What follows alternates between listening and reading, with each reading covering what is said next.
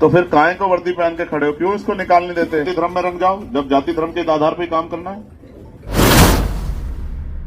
तो किसी के बच्चे के जाने की सिकन है आपके चेहरों पर?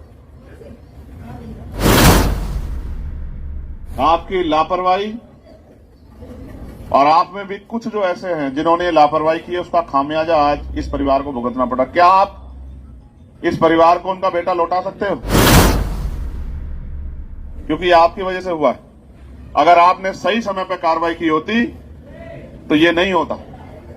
आज इस दर्द को आत्मसात करते हुए मैं इसी प्रांगण में सदगुरु रविदास जी महाराज को संकल्प में कहता हूं कि हम इतनी मेहनत करेंगे कि बहुत जल्द ये ताकत सत्ता हमारे पैरों में पड़ी होगी, और किसी गरीब की तरफ आंख उठाने से पहले ताकतवर लोगों को 1000 बार सोचना पड़ेगा। मेरी बात को आप याद रखना। हमें ये पता है कि मांगने से कुछ भी नहीं मिलता, छीनना पड़ता है।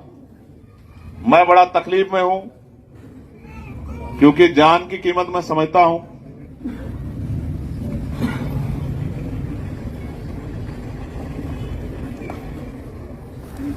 मैं आज बहुत कुछ देने की स्थिति में नहीं, मगर मैं उसके आंसू देख रहा हूं। मैं उससे कहूंगा कि वो रोए ना, उसके रोने से तकलीफ हो रही, वो अपने आप को संभाले।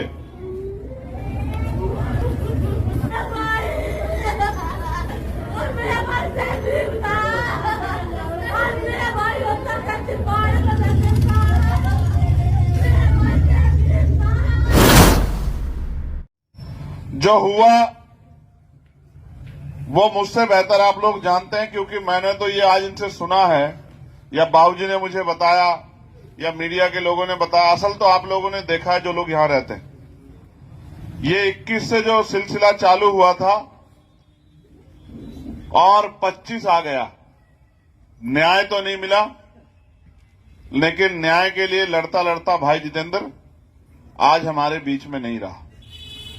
आपको शायद इस घटना की ग्रेटिविटी का एहसास नहीं है कि समाज में इस बात को लेकर कितना असंतोष है, कितना आक्रोश है, कितना विरोध है।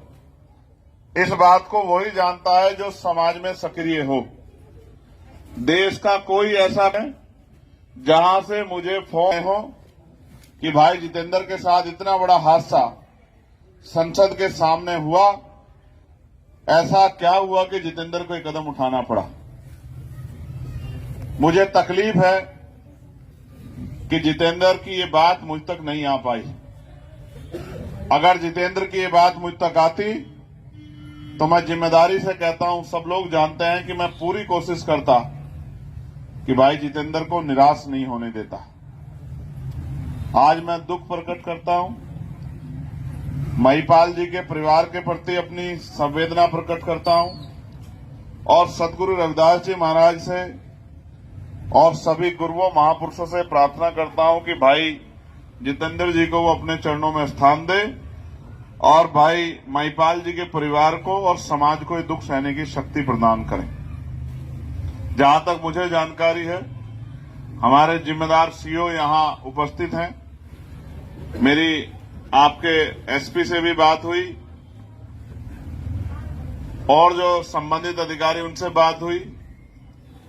जहां तक मुझे जानकारी है, दिल्ली में ये मुकदमा दर्ज हो गया है, और जो 2 मुकदमे छूटे भाई जितेंद्र जी के परिवार के खिलाफ किए गए थे, उसमें पुनर्विवेचना के आदेश भी कोर्ट ने कर दिए हैं। हालांकि ये पहले ही हो जाना चाहिए था, लेकिन इसको होने में देर लगी। इसकी कीमत हमें चुकानी पड़ी कि हमारा एक भाई जो नौजवान, जो हमारी बाजू था, समाज के लिए संघर्ष करने का, लड़ने काम करता था, हमने उसको खो दिया। मैं आज आपके जब चेहरे देख रहा हूं, आपकी भावुक आंखें देख रहा हूं, तो मुझे इस बात का एहसास हो रहा है कि आपके मन में इस बात को लेकर पीड़ा है। लेकिन पीड़ा करने से तो काम नहीं चलेगा, सिर्फ पीड़ा करने से काम नहीं चलेगा, हमें इस लड़ाई को लड़ना पड़ेगा। मैंने यहां के जिलाधिकारी को और यहां के एसपी दोनों को इस परिवार की मदद के लिए भी, कि ये परिवार का कमाने वाला बेटा चला गया है, ये परिवार अपने पैरों पर खड़ा रहा है, उसके लिए कहा है।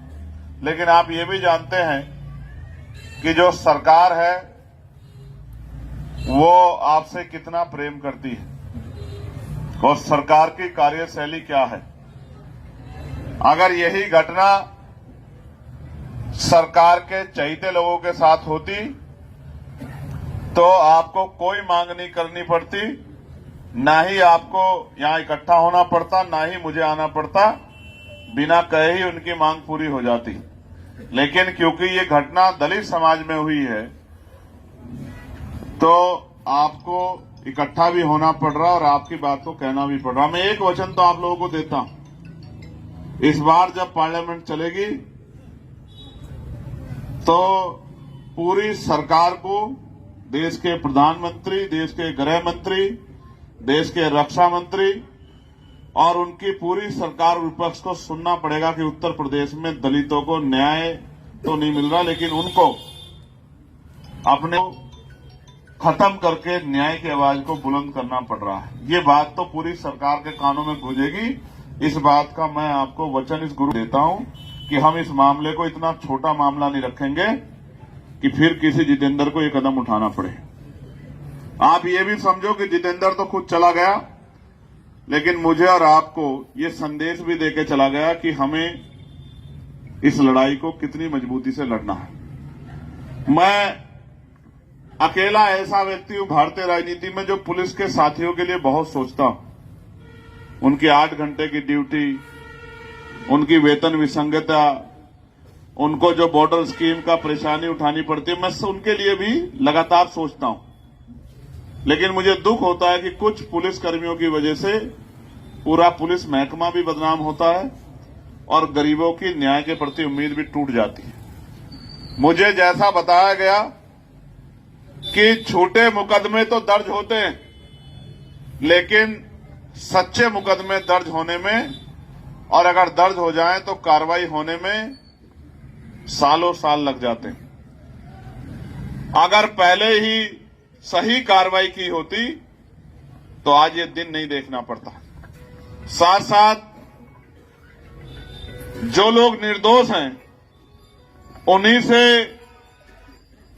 नाम निकालने के लिए पैसे मांगे जाते हैं। अब गरीब अपना घर बेच के इनका पेट भरे, अपनी जमीन बेच के अपना इनका पेट भरे, या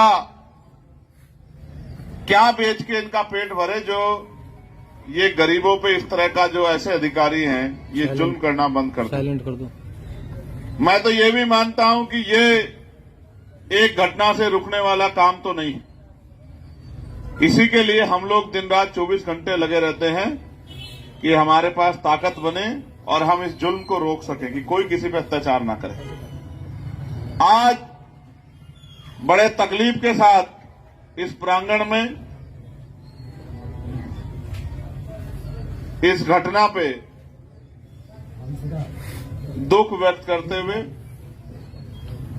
मैं ये उम्मीद करूंगा कि अब यहां का एडमिनिस्ट्रेशन और पुलिस किसी गरीब के साथ इस तरह का अन्याय नहीं करेंगे। सोचो अगर जितेंद्र आपका ही बेटा होता और आपके बेटे के साथ ये होता कि वो एक सुई लग जाती है तो चीख निकल जाती है कि वो खुद को कहां ले जाओगे, कहां रखोगे, कुछ साथ जाता तो है नहीं। बंद करो।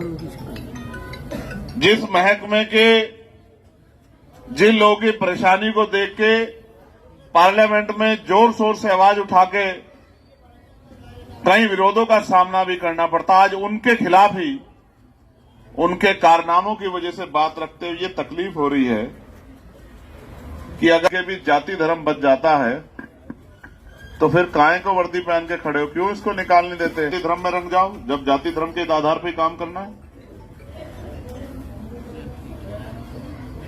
एक बार महसूस करके देखो, अगर बच्चे को अपने बुखार हो जाता है तो अच्छे से अच्छे डॉक्टर की तरफ देखते हो, हाथ जोड़ते हो कि इलाज करा दो। किसी के बच्चे के जाने की सिकन है आपके चेहरों पर?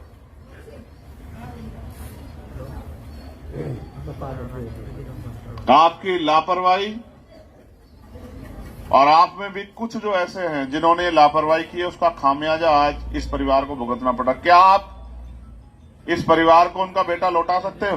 क्योंकि ये आपकी वजह से हुआ है। अगर आपने सही समय पर कार्रवाई की होती तो ये नहीं होता। पुलिस समझते हो क्या है? पुलिस देख के आदमी को एहसास होता है कि अब मुझे कोई कितना भी ताकतवर क्यों ना हो मगर नुकसान नहीं पहुंचा सकता, क्योंकि मेरी रक्षा के लिए अशोक चिन्ह बना हुआ व्यक्ति कैब पे ये खड़ा है। और जब पुलिस ही रक्षक भक्षक हो जाए,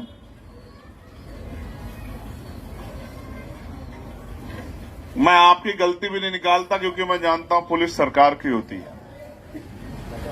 आज हमारे लोग उस तरह की सत्ता ताकत में नहीं है, इसलिए हमारे लोगों को जुल्म सहना पड़ रहा है। लेकिन मैं भी आपको ये संकल्प करके कहता हूं कि ज्यादा दिन हम लोग इस बात से दूर नहीं रहेंगे। आज इस दर्द को आत्मसात करते हुए मैं इसी प्रांगण में सदगुरु रविदास जी महाराज को संकल्प एक कहता हूं कि हम इतनी मेहनत करेंगे कि बहुत जल्द ये ताकत सत्ता हमारे पैरों में पड़ी होगी, और किसी गरीब की तरफ आंख उठाने से पहले ताकतवर लोगों को 1000 बार सोचना पड़ेगा। मेरी बात को आप याद रखना। हमें ये पता है कि मांगने से कुछ भी नहीं मिलता, छीनना पड़ता है। विश्वास करो, ये न्याय हम लोग छीन कर लेंगे। समाज ने एक मांग रखी है, मैं बड़ा तकलीफ में हूं, क्योंकि जान की कीमत मैं समझता हूं। समाज ने एक मांग रखी है कि उस परिवार को 1 करोड़ रुपए का मुआवजा मिलना चाहिए।